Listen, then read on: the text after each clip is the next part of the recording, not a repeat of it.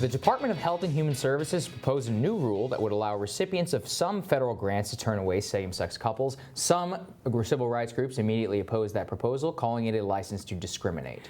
The Human Rights Campaign has already accused the Trump administration of attacking the LGBTQ community. Days before the new rule was announced, the president of the organization, Alphonso, testified before the House Financial Services Committee about alleged discrimination when it comes to housing and emergency shelter.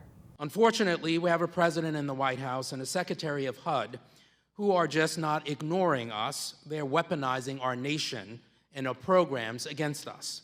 LGBT people listening to my testimony today face discrimination in almost every facet of their lives. And we need the federal administration to actually protect them, not to subject them to further discrimination.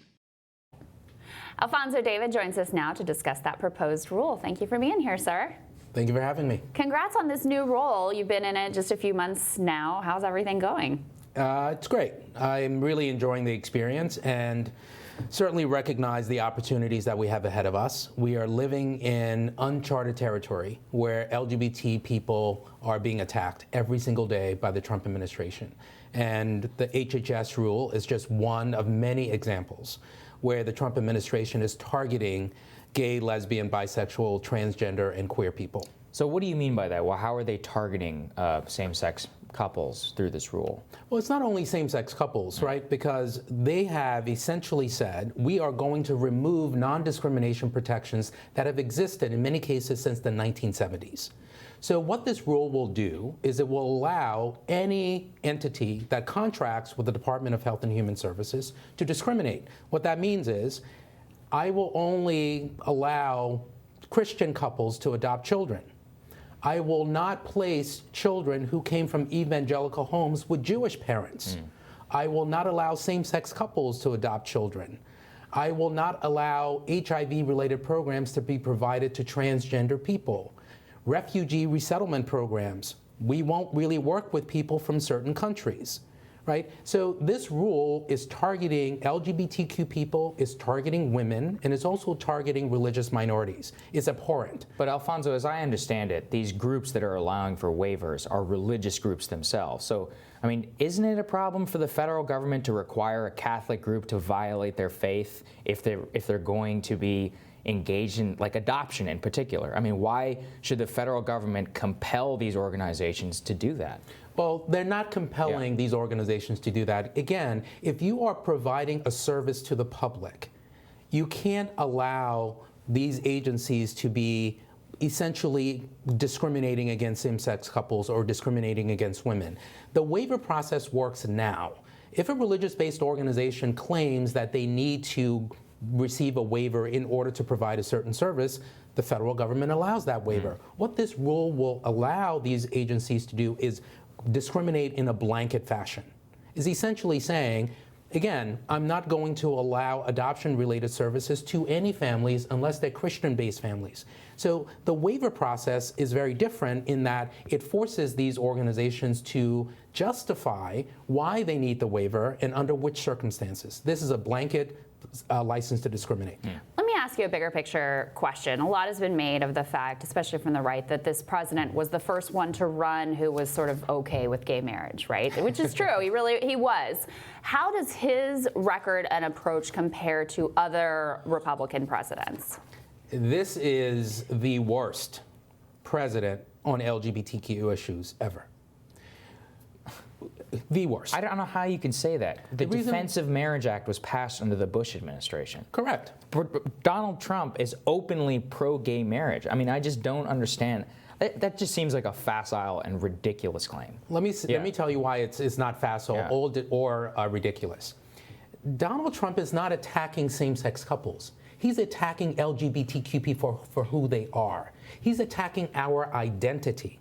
When you talk about the Defense of Marriage Act, this was a piece of legislation that effectively said same-sex couples should not have their marriages recognized by the federal government. That's very different than saying an LGBTQ person should be erased. That's what Donald Trump is doing. How?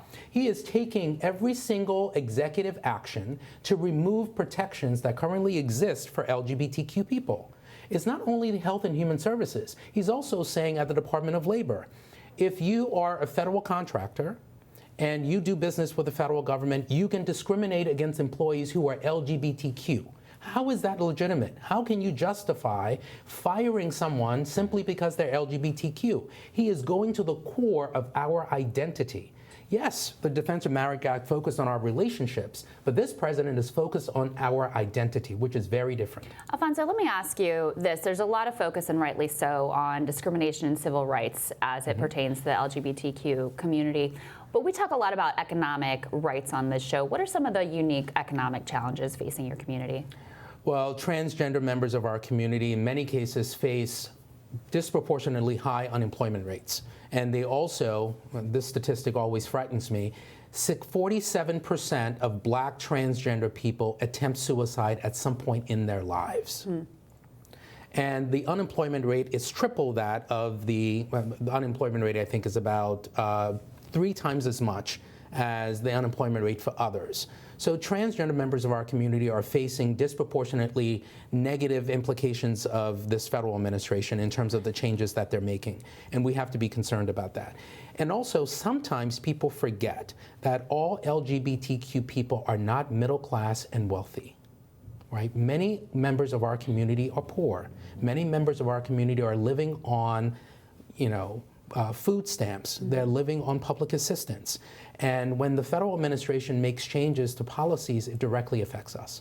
It's abhorrent. It's terrible what happens particularly in the black transgender community, and as much should be done about it there. But I do want to focus here on that claim you said about how the Trump administration is trying to erase LGBTQ identity. It does seem, though, that there does not seem to be a consideration in some of the push for this types of legislation, these types of rules, for religious organizations themselves that hold religious views. Look, these are widely held views across the United States, and we ultimately live in a democracy. How do you balance the push for protections, legitimate and needed protections for LGBTQ people, with the religious faith of hundreds or tens of millions of Americans? We don't have to reinvent the wheel. The Constitution has existed for decades. The First Amendment currently protects religious-based institutions. What the Trump administration is attempting to do is to effectively say, we are going to extend and broaden that protection that currently exists in the Constitution to legitimize discrimination. I'll give you an example. If you are a religious-based institution, you are allowed to discriminate in a variety of different ways that's currently protected by the First Amendment. What you're not allowed to do is to open your doors to the public and then say, I still want to discriminate. If you're a religious-based institution providing services to those that for faith-based reasons, fine. When you open your doors to the public, you can't discriminate. You can't say, I want to open up a department store. I want to open up a restaurant, but I will only serve food to Christians. But I will only sell a wedding cake to different sex couples.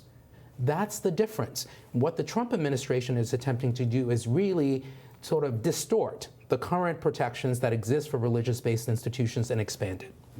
I wanted to ask you a little bit about the 2020 race. There's been a lot made of the historic candidacy of Mayor Pete Buttigieg and his trouble gaining traction in the African-American community, something we've talked about here on this show. And I mean, just my view personally is that I think it paints with way too broad of a brush to say that he hasn't gained traction in this community because it's monolithically sort of homophobic and anti-gay. But I wanted to ask you for your reaction and analysis of that.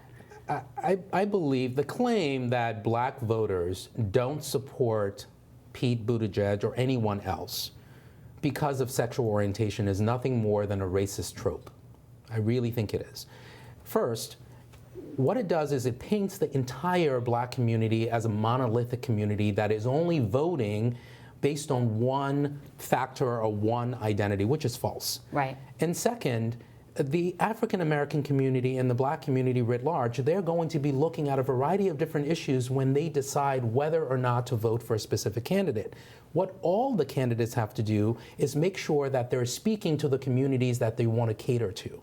And those communities will respond, but they're not going to reject a candidate because that candidate is LGBTQ. Yeah.